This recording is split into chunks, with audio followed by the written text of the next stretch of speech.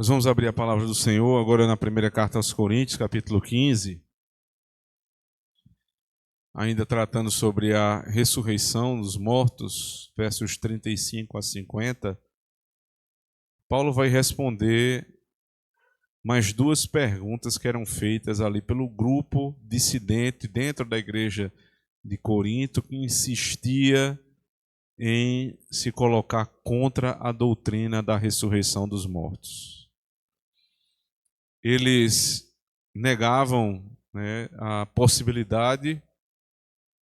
Paulo já mostrou que essa é a esperança verdadeira dos cristãos.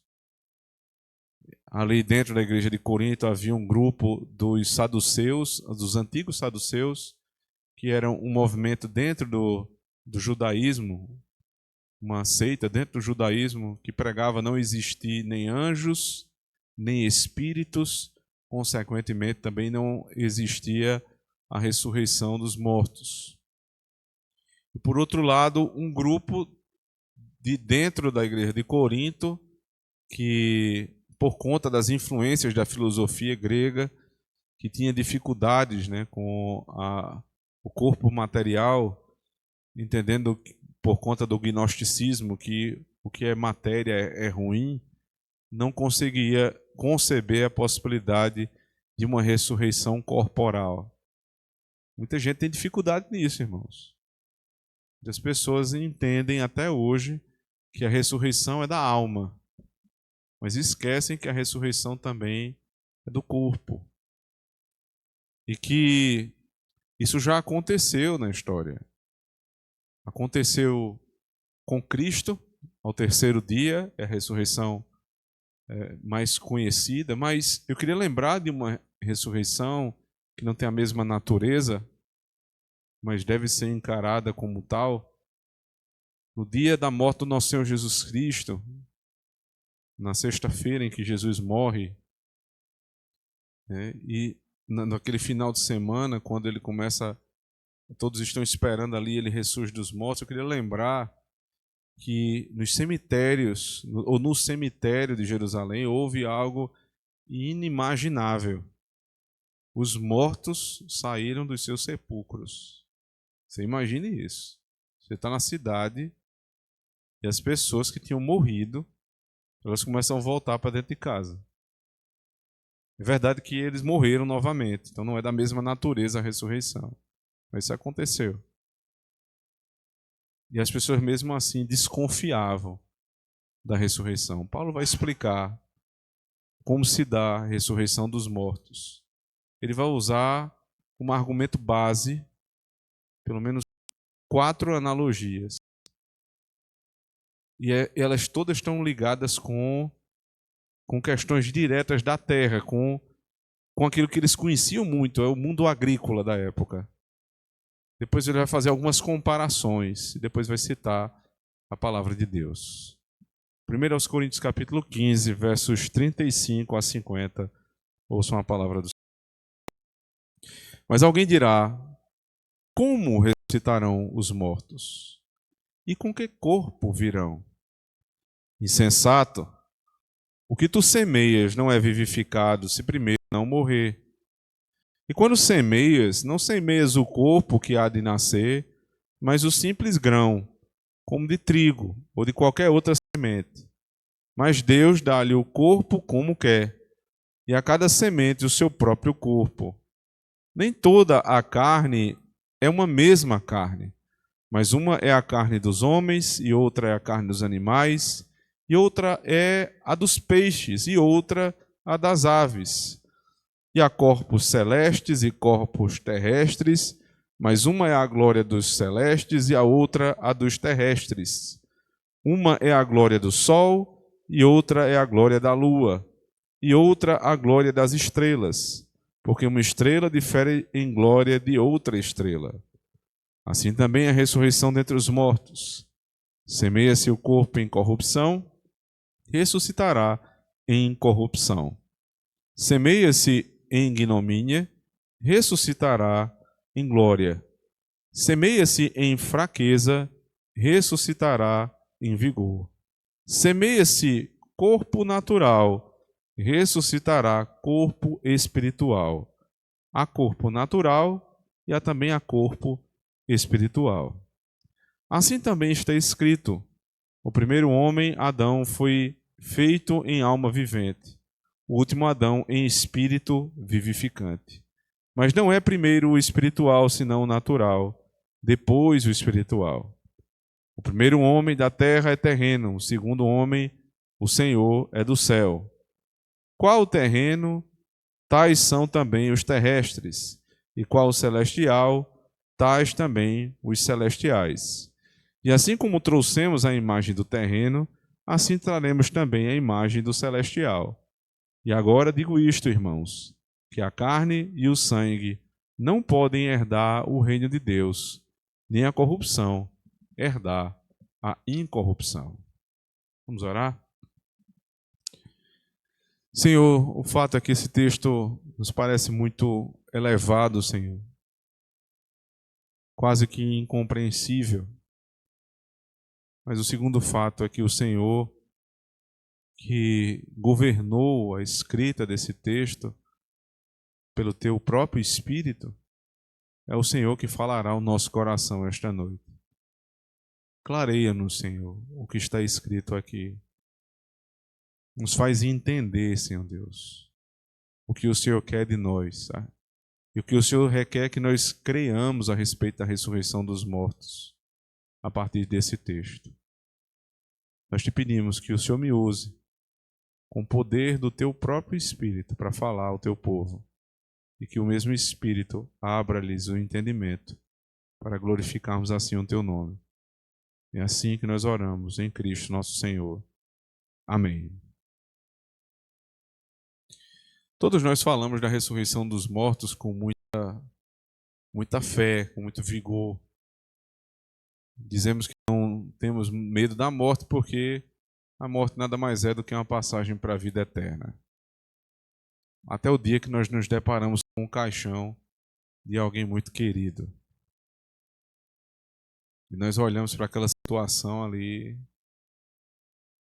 e ficamos pensando, né, como é que pode isso acontecer? Você olha assim para o caixão, está a pessoa lá imóvel, fria, dura. Você fica pensando, como é que isso aí? Como é que isso vai ter vida novamente? Mas alguns podem pensar, não, mas o espírito já subiu.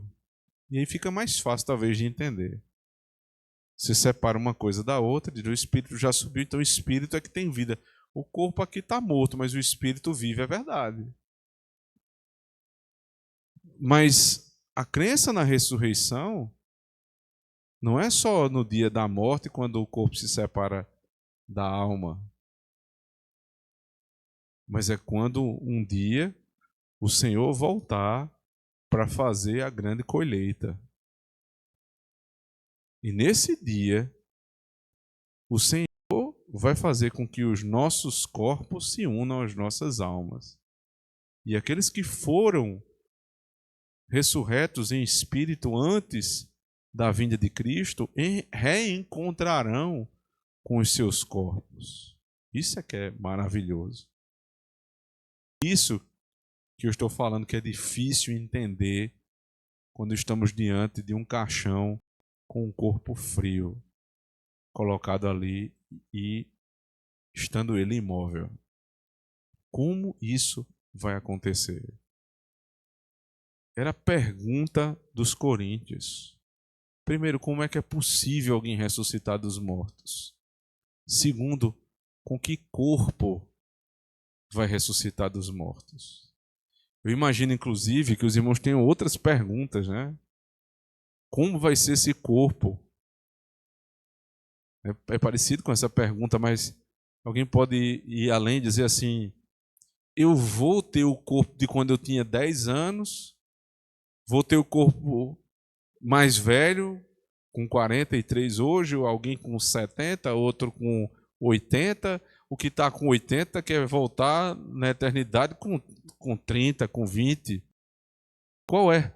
Essa discussão, irmãos, não acontecia em Corinto, porque isso de fato é banal. quando os irmãos entenderem a natureza desse corpo, entenderão que essa pergunta não faz sentido, por isso que ela não é respondida na Escritura. E até é respondida por conceito, mas não para satisfazer a nossa curiosidade. E a curiosidade nesse sentido, ela pode ser algo respeitoso, ou pode ser uma pergunta tola. Nós devemos ter cuidado com a nossa curiosidade a respeito de questões que falam sobre a eternidade, para não nos tornarmos aquilo que Paulo chamou alguns coríntios, aqui no verso 35. Quando ele olha para esses homens, ele diz: mas alguém dirá como ressuscitarão os mortos e com que corpo virão? Como é que ele chama no verso 36? Insensato, tolo. Traduzindo para a nossa região, né? Que pergunta besta. Que conversa besta.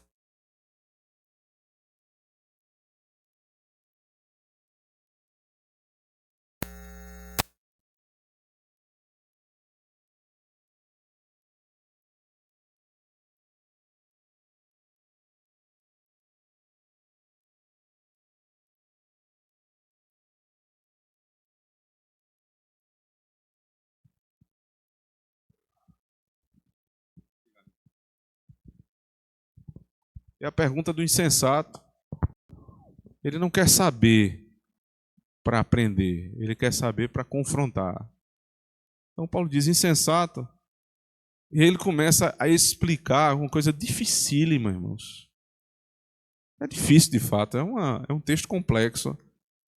Mas Paulo, a semelhança do próprio Cristo, ele usa exemplos, comparações de coisas cotidianas.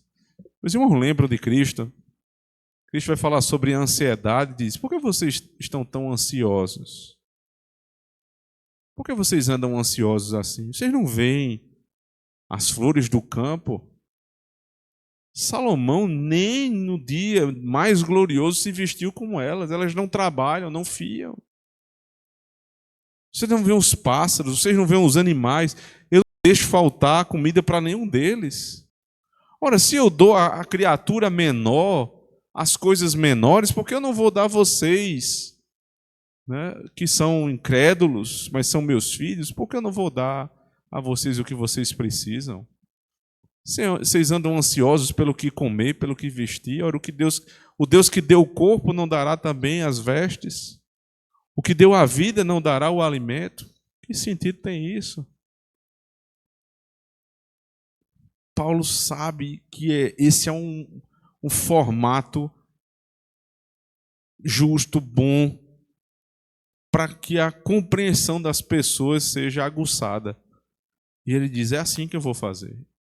Então ele começa a pegar elementos agrícolas, elementos da agricultura, que era o dia a dia dessas pessoas. E diz assim: o que tu semeias não é vivificado se primeiro não morrer.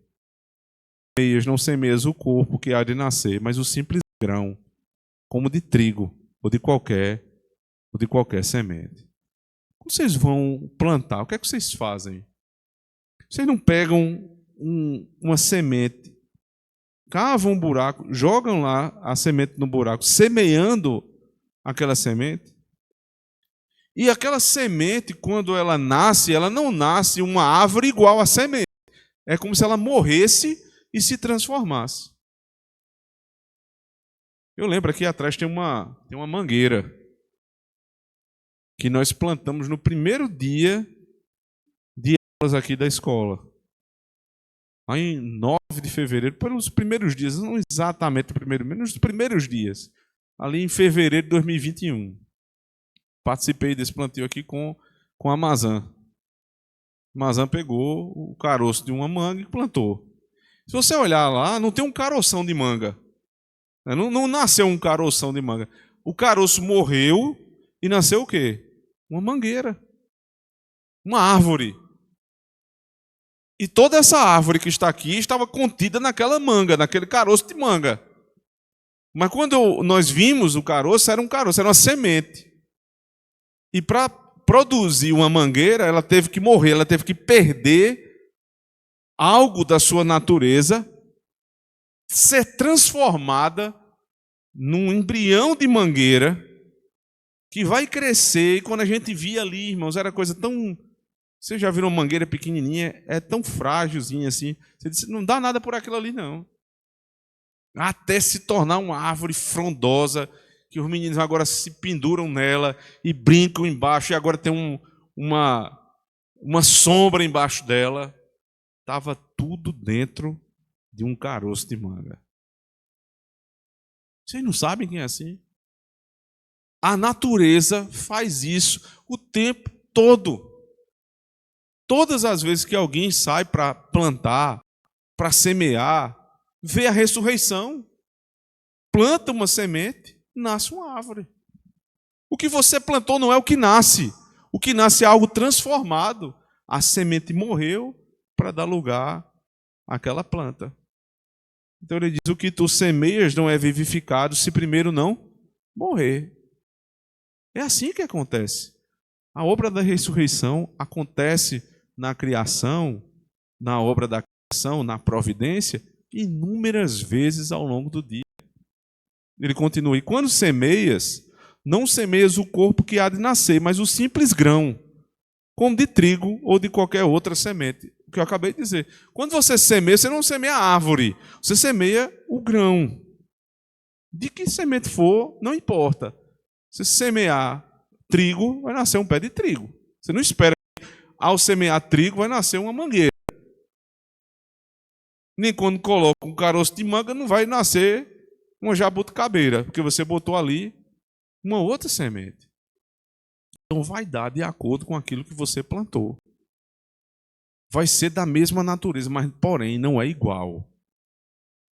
Preste atenção nisso. O que vai nascer dali, primeiro tem que passar pela morte. Quando passa pela morte, é transformado.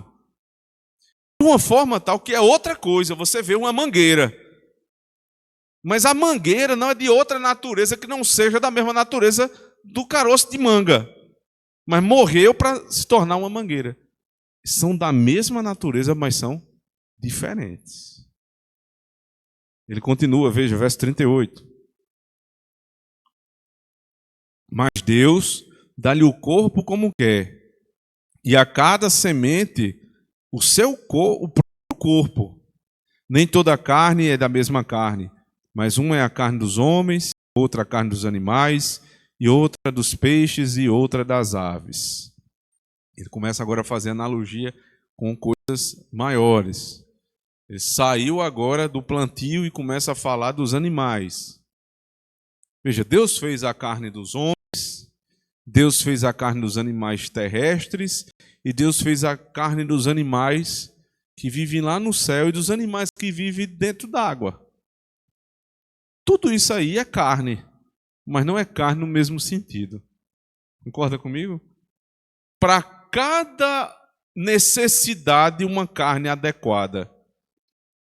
Quando você pega, por exemplo, na carne, né, na pele ali de uma cobra, você vê que ela é fria, né? Ela é sedosa, assim, é uma coisa bonita, porque para se rastejar, para viver onde ela vive, é adequado que a carne dela seja daquela forma. Quando você pega num passarinho, você vê que ele é coberto de pena, que as asas dele têm um formato aerodinâmico, o bico dele, ele é todo aerodinâmico, né? Ele faz com que o ar passe pelo corpo dele de uma forma com que ele se mantenha voando. Então, se a carne de um passarinho fosse a mesma carne de um elefante, não ia voar. Não é adequado para tal. Então Deus fez a carne de um adequado para voar, a carne do outro adequado para viver na terra, a carne do peixe para viver no mar. Ele está perguntando, se Deus já fez tantas carnes distintas, tantos corpos distintos aqui que vocês veem, Qual a dificuldade, pelo amor de Deus, que vocês têm de entender que Deus vai fazer um corpo diferente, adequado para a eternidade? Ele continua, verso 40, observe. E há corpos celestes e corpos terrestres, mas uma é a glória dos celestes e outra a glória dos terrestres. Uma é a glória do sol, outra a glória da lua, outra a glória das estrelas, porque uma estrela difere em glória de outra estrela. Aqui, glória quer dizer é o brilho. O brilho da estrela é diferente do brilho do sol, que é diferente do brilho da lua. São corpos celestiais. Lembra que ele está falando de corpo. Né? Ele falou do corpo da semente, do corpo dos animais e agora dos corpos celestes.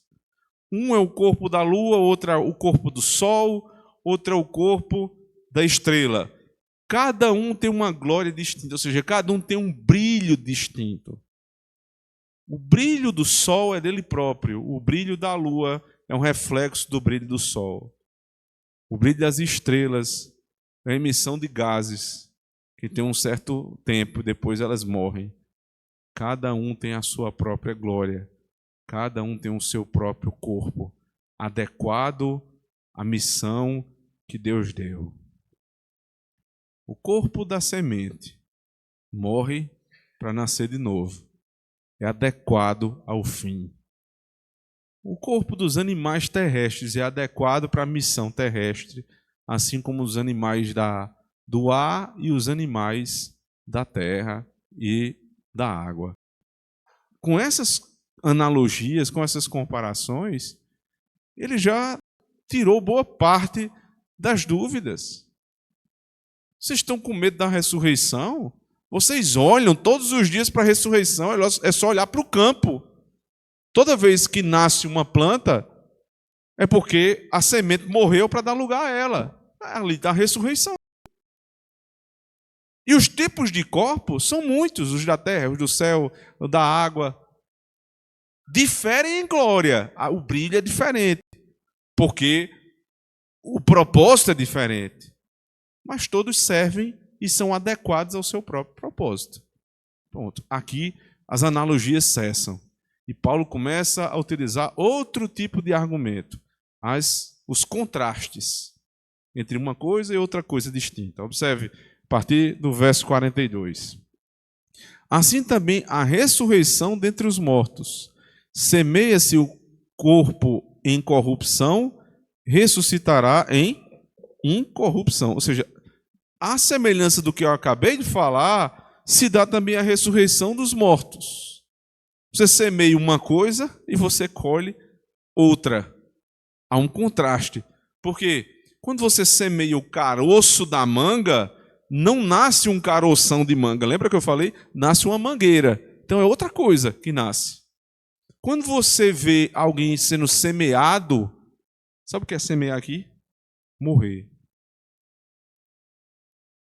A linguagem paulina para a morte é: eu estou sendo plantado na terra.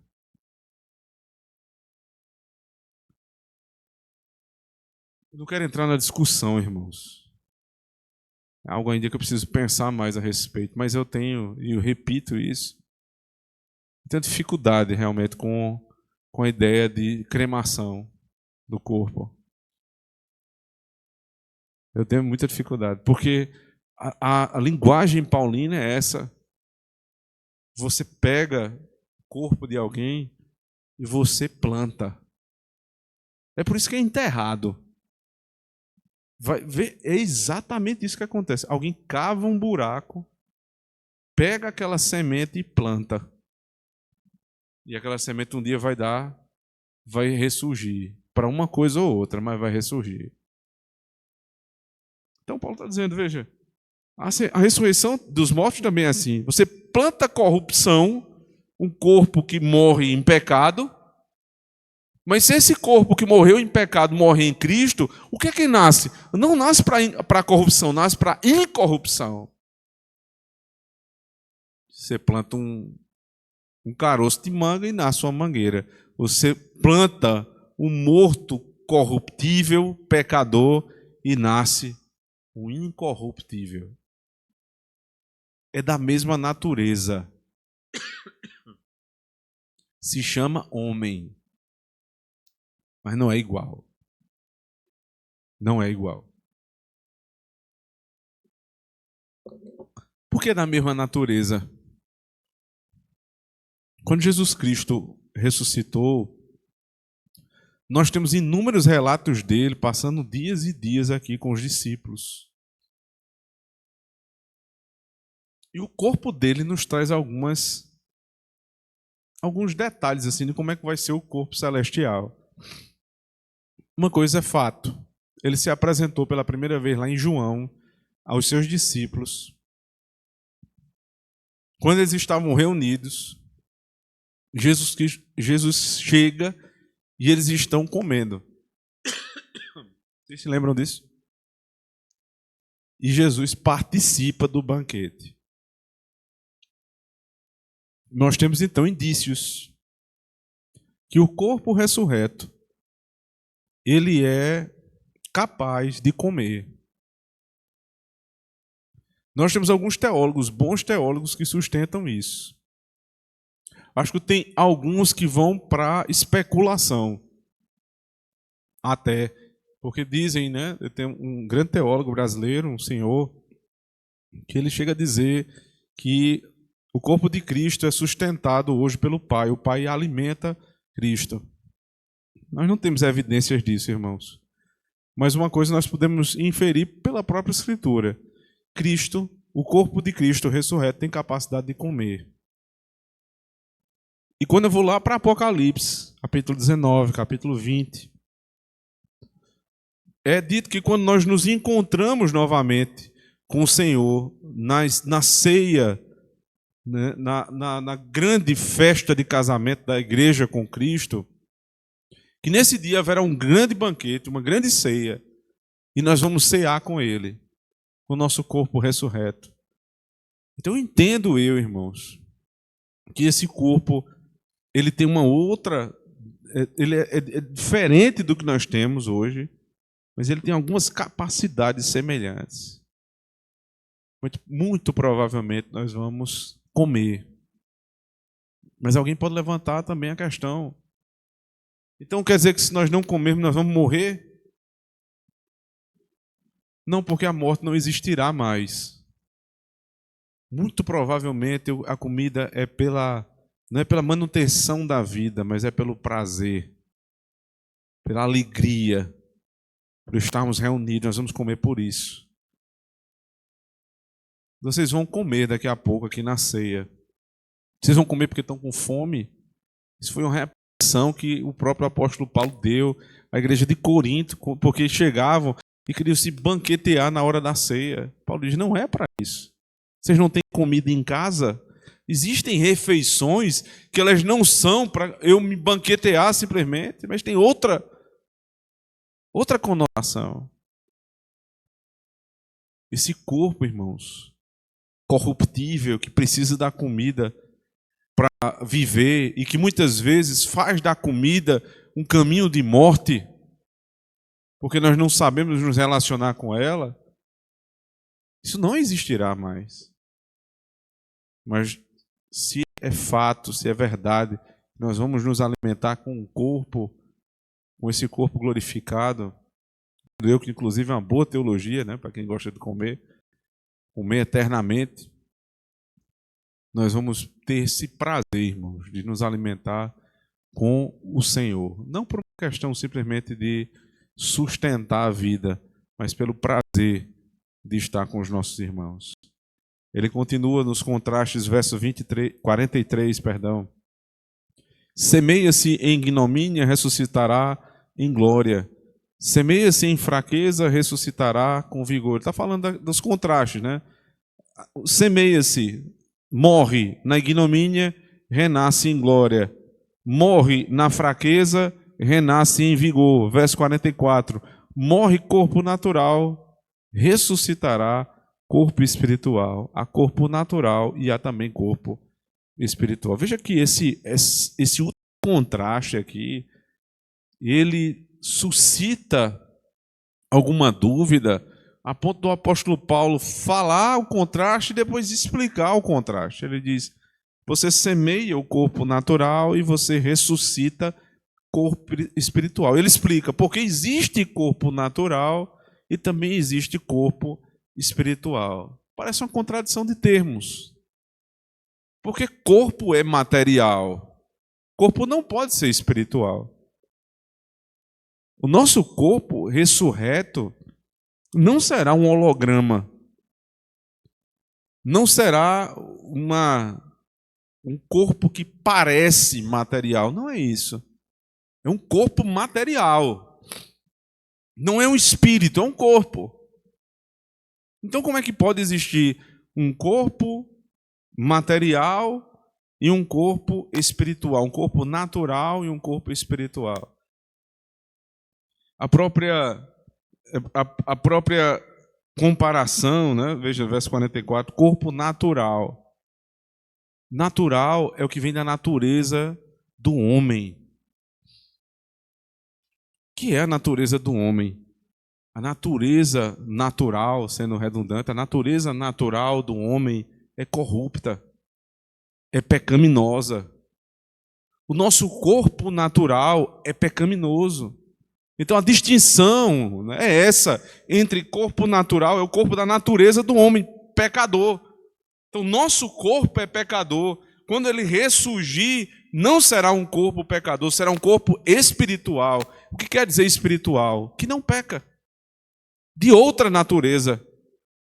Governado pelo Espírito e não pelas concupiscências da carne. Essa é a distinção do apóstolo Paulo. Nosso novo corpo não será mais suscetível aos pecados. Alguém acha que o trabalho de Cristo foi o seguinte: ele pagou o preço dos meus pecados. É verdade, mas não é só isso. Porque se Cristo meramente tivesse pago o preço pelos meus pecados, eu teria voltado para a condição de Adão. Porque Adão não tinha pecado. Se Cristo simplesmente tivesse pago o preço pelos meus pecados, eu voltaria para a condição de Adão, pecar ou não pecar.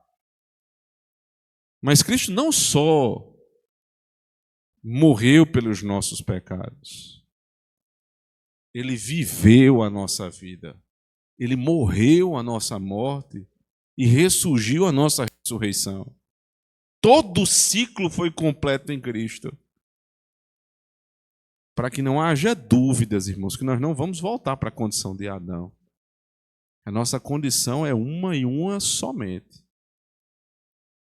Tendo sido pago o preço pelos nossos pecados, nada mudará isso. Nós já estamos assentados nas regiões celestiais em Cristo Jesus. E por que não estamos ainda de fato? Porque ainda precisa este corpo ser semeado na terra, morto, e então nós ressurgiremos dos mortos para a vida eterna. Então, isto é a diferença entre corpo espiritual e corpo natural. Agora vem a citação bíblica. Depois das analogias, dos contrastes, a citação bíblica, verso 45 em diante. Assim também está escrito: o primeiro homem, Adão, foi feito em alma vivente, o último Adão em espírito vivificante. Mas não é o primeiro espiritual, senão o natural, depois o espiritual. O primeiro homem da terra é terreno, o segundo homem, o Senhor, é do céu. Qual terreno, tais são também os terrestres, o qual celestial também, tais também os celestiais. Agora complicou, foi tudo, né? Como é que é isso aqui, Paulo? Paulo está citando teologia da aliança. Ele está dizendo que existem dois homens no mundo, só dois homens, Adão e Cristo. O primeiro homem, Adão, veja, o primeiro homem, Adão, verso 45, foi feito em alma vivente. Tem corpo natural. Corpo natural. Podia pecar e não pecar, pecou. E nele todos caíram com Adão, passaram a nascer com um corpo natural, que ele acabou de explicar. O último Adão é espírito vivificante, ou seja, é ele que dá vida aos que morreram em Adão. No primeiro Adão você tem morte, no segundo Adão você tem vida depois da morte. É um espírito vivificante. Verso 46, mas não é o primeiro espiritual, senão natural. Ele já explicou o que é isso. O natural é o que nasce na natureza humana caída. Não é o espiritual, o que nasce governado pelo Espírito. Depois o espiritual, o segundo Adão. Verso 47. O primeiro homem da terra é terreno. Como é que Adão foi feito? Adão foi feito do pó da terra, é terreno. Isso mostra de onde ele procede. Ele procede da terra, é um homem comum. Mas o segundo Adão, não, ele procede do céu. Ele é filho do homem, é verdade, é filho de Maria, mas é filho de Deus. Foi o Espírito Santo que o concebeu. Ele é do céu. O Senhor é do céu. Verso 48. Qual o terreno? Tais são também os terrestres. Ou seja, todos que nascem à semelhança de Adão, nascem com que natureza? Terreno. Natural. Pecaminosa. Corruptível. Pecadora. Todo mundo que nasce, irmãos, nasce em Adão. Aí ele completa. E qual celestial também são os celestiais. Agora, os que nasceram de Cristo, agora são celestiais. Como é que você nasce de Cristo? Crendo em Jesus Cristo. Você deixa de estar em Adão para estar em Cristo. E agora você deixa de ser homem natural e passa a ser homem espiritual, que procede do céu. Verso 49. E assim como trouxemos a imagem do terreno, assim traremos também a imagem do celestial. Assim como nós trazíamos em nós a imagem de Adão, nós éramos a imagem e semelhança de Adão, irmãos. Você lê, por exemplo, Gênesis capítulo 4, quando Caim sai da presença do Senhor e começa a formar família. A família de Caim é a imagem e semelhança dele. O que acontece? Corrupção, assassinato, adultério, poligamia. Isso é a família de Caim, que se apartou do Senhor. A família de Adão, final do capítulo 4, início do capítulo 5, já não está mais em Adão. Por favor, compreenda os termos. Adão não esteve mais em Adão. Porque Adão agora está em Cristo. O próprio Adão negou a si mesmo quando ele creu que nasceria do filho da mulher aquele que esmagaria a cabeça da serpente. E quando ele creu, ele deixou de estar, Adão deixou de estar em Adão e passou a estar em Cristo, segundo Adão. A família de Adão, no capítulo 5, diz assim: e teve filhos à semelhança do Senhor.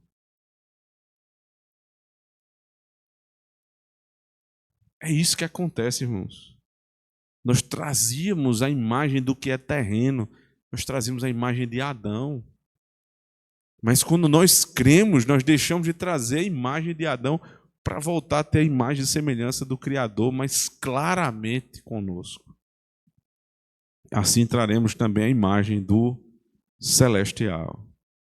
E o texto finaliza da seguinte maneira, verso 50, observe na sua Bíblia. E agora digo isto, irmãos, que a carne e o sangue não podem herdar o reino de Deus, nem a corrupção herdar a incorrupção. Ele olha para a igreja e diz assim: agora digo, irmãos, a carne e o sangue não podem herdar o reino de Deus. O que é a carne e o sangue? Eu não sei se o nosso corpo celestial vai ter carne e sangue, muito provavelmente não vai ser desse jeito. Mas a intenção aqui nem é essa, irmãos. Quer dizer, este corpo como ele é, pecador, natural, não pode herdar o reino de Deus. Assim como o caroço de manga não pode ser a mangueira. O que é que precisa acontecer? Precisa pegar o caroço de manga, enfiar num buraco, esperar ele morrer e nascer uma mangueira. Precisa pegar o nosso corpo, abrir um buraco, enterrar e esperar que um dia saia a vida dali. Você imaginou isso? Próximo enterro que você for, espero que demore. Espero primeiro que não seja o seu e segundo que demore. Mas se for, lembre disso. Se você estiver no caixão, você não vai estar lembrando mais, mas se você estiver observando ali, lembre disso. Nós vamos pegar essa pessoa, nós vamos fechar o caixão, nós vamos abrir um buraco, vamos plantar. O que nós vamos fazer ali é plantar. E a gente vai marcar, nós marcamos com uma plaquinha, onde está plantado aquela pessoa. E deixa lá. Assim como a gente deixa a planta surgir. Às vezes uma planta, em poucos dias, já está nascendo um raminho ali. Outras demoram que só. Cada um tem o seu tempo. No dia da ressurreição. Vocês já viram aqueles vídeos que o pessoal bota uma câmera assim para filmar um tempão e depois adianta, né? E o plantio, aí vem aquele primeiro raminho e vai crescendo, daqui a pouco o negócio, uma árvore enorme. Anos aquilo ali passou para poder ser filmado. No dia que o Senhor Jesus Cristo voltar, você vai olhar para a terra e vão estar brotando, os ramos vão surgir e os nossos corpos se encontrarão com as nossas almas. Louvado seja Deus por isso, irmãos. Isso vai acontecer. O teu pai que morreu em Cristo, a tua mãe que morreu em Cristo, o teu irmão que morreu em Cristo, o teu amigo que morreu em Cristo, ressuscitará no último dia para a glória de Deus. Para a glória de Deus.